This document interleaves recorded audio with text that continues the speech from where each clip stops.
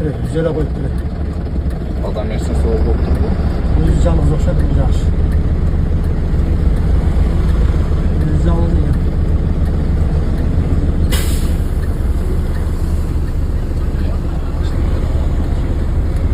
Жүзү берип турат.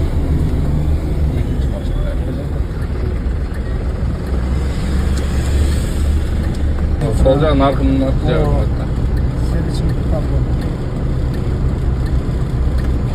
Ушега мындан барып өзүңө барчу. Жана башка жаңылыктар түрмөгү видеого лайк басып, Манас ТВ каналга катталып, акыркы жаңылыктардан кабардар болуп туруңуз. Ноокатта медресеге дем салдыруу үчүн келген өспүрүм бычак жеп каза болду.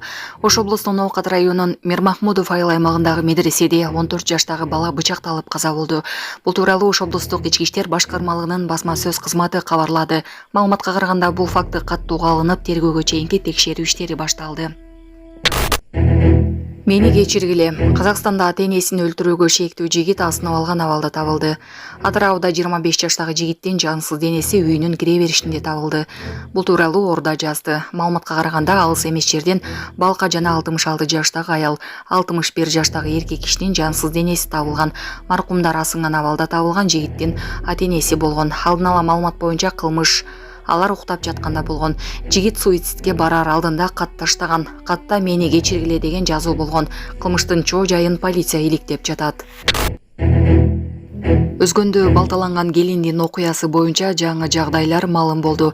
Өзгөндө кошунасы тарабынан балталанып каза тапкан 28 жаштагы келин үй кожойкеси болгон, ал 4 баланы тарбиялап жаткан. Алардын эң улусу 1-класста, эң кечеси 10 айлык. Келиндин жакындары кылмышка шектүүнү, өмүр бою эркинен ажыратууну суранууда. Маркумдун тууганы Абдиназар Сарыков каза тапкан келиндин мүнөзү оор басырыктуу болуп, кошуналар менен жакшы мамиледе болгонун айтат. Өзгөн районунун Төрткөл айыл өкмөтүнүн айыл башчысынын айтымында окуяга жер тилкесин талашуу себеп болгон. Беле кетсек 4-октябрь күнү Өзгөн райондук ички иштер бөлүмүндө райондогу Төрткөл айыл аймагынын тургуну 28 жаштагы келинди кошунасы балта менен уруп өлтүрүп койгондугу тууралуу маалымат тараган. Чогултулган материал адам өлтүрүү боюнча кылмыш иши козголуп, тийиштүү экспертизалар дайындалып, окуяга күбөлөр сурак алынган. Натыйжада кылмышка шектүү катары Өзгөн районунун 24 жаштагы жараны кармалып, убактылуу кармоочу жайга камакка алынган. Учурда тергөө амалдары уланууда.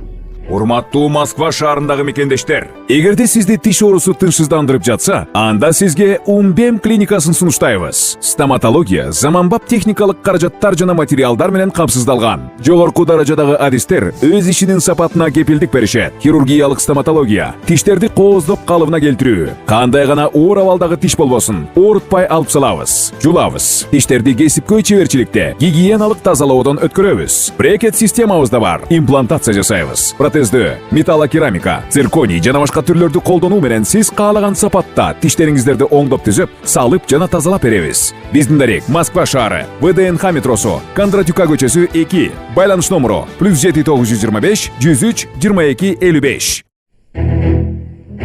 Айгерим Расул кызы. Атамдын ден соолугу бат калыбына келип жатат. Ырчы Айгерим Расул кызы социалдык тармактагы баракчасына атасы менен түшкөн сүрөтүн жарыялап, атасы Расул Маматкуловдун ден соолугу бат калыбына келип жатканын жазды. Бүгүнкү көз ирмем, Кудайга шүгүр, атамдын ден соолугу бат калыбына келип жатат. Дуба кылып акыбалын сурап кабатыр болгон элибизге терең ыраазычылык билдирем деп жазды ал.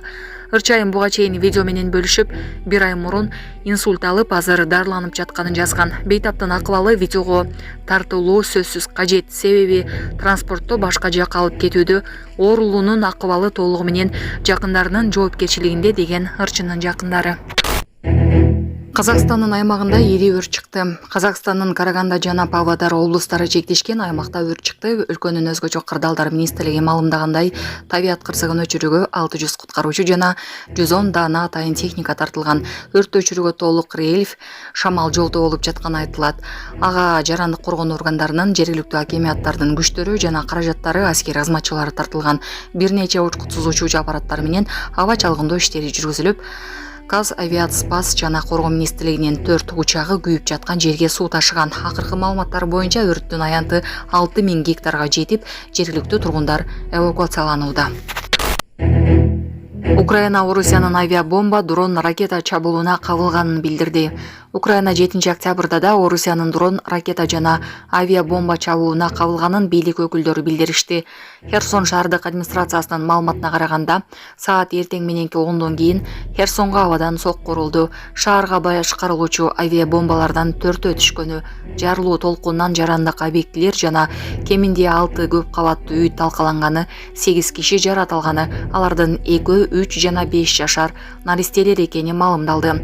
Херсон облустук прокуратурасы согуш мыйзамдарынын жана эрежелеринин бузулушу тууралуу берененин негизинде кылмыш иши козголгонун билдирди.